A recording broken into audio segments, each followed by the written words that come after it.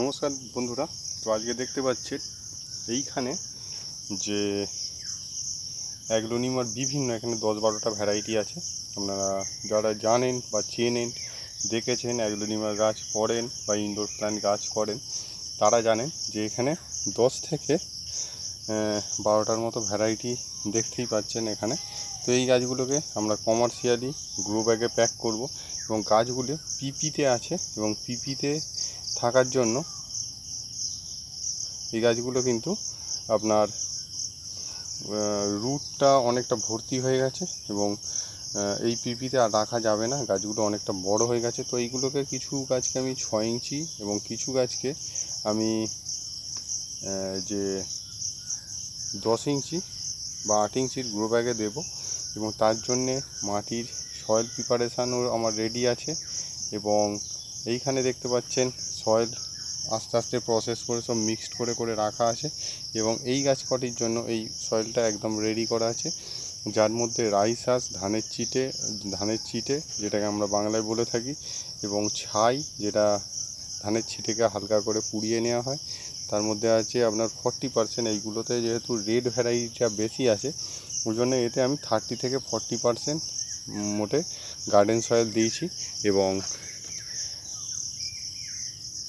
যেগুলো গ্রিন ভ্যারাইটিতে তাতে আমি 50%-এর মতো গার্ডেন সয়েল দিয়েছি। তো এখানে এর সঙ্গে যেটা বুস্টার ডোজ হিসেবে খাবার হিসেবে গাছটিকে 1 মাসের মধ্যেই বড় করে নিয়ে গাছটিকে বিক্রি করার যোগ্য বা এটাকে মাদার গাছ করার যোগ্য করে তোলার জন্য এই গাছটিকে কি বুস্টার ডোজ দেবো।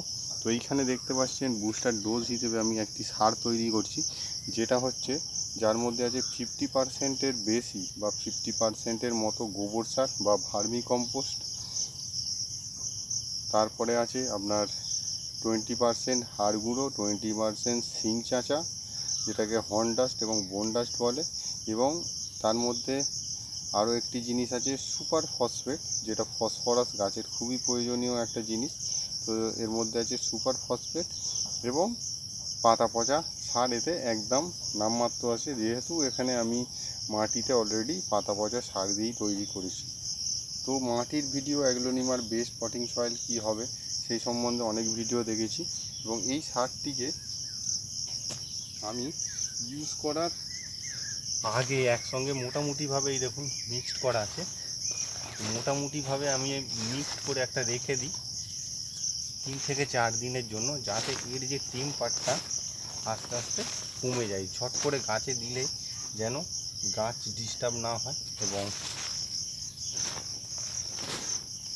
এইটা মোটামুটি 3 থেকে 400 গাছকে আমি দেবো।